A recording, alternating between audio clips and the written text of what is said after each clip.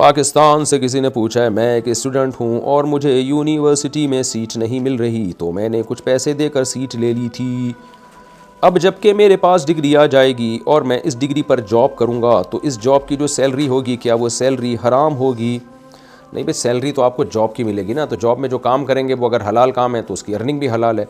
बाकी जो आपने सीट दी रिश्वत दे के, ये मसला मैं कई बार बयान कर चुका हूँ। अगर आप उस सीट के अहल थे और आपको ये यकीन था कि मैंने पैसे नहीं दिए तो कोई दूसरा पैसे दे के आ जाएगा और मेरा हक़ मारा जाएगा, तो फिर रिश्वत लेने वाले को गुनाह होगा, देने वाले को नहीं होगा गुनाह। और अगर आप अहल ही नहीं थे और पैसे दे के आपने सीट हासिल कर ली है, फिर आपके लिए जायज़ नहीं था। तनख्वाह तो फिर भी हलाल इसलिए होगी कि जॉब अगर आप कर रहे हैं वो सही ज़िम्मेदारी से पूरी कर रहे हैं, तो तनख्वाह हलाल होगी, लेकिन रिश्वत देने का गुनाह होगा।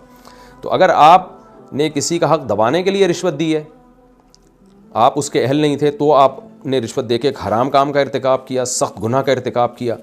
और अगर आप उसके अहल थे, महज इस बेस पे सीट नहीं मिल रही कि दूसरे रिश्वत दे रहे हैं, आप नहीं दे रहे, तो फिर अगर आपने दे दी है तो आपको गुनाह इंशाअल्लाह नहीं होगा, बल्कि लेने वाले को गुनाह होगा।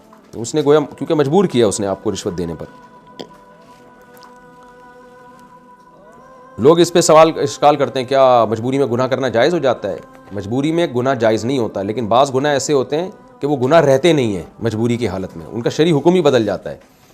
क्योंकि रिश्वत देना लेना हराम है, क्योंकि इससे हक़ तलफ़ी होती है लोगों की। यहाँ हक़ तलफ़ी नहीं हो रही, यहाँ जो नहीं दे रहा उसकी हक़ तलफ़ी हो रही है, उसको जायज़ हक़ भी नहीं मिल रहा।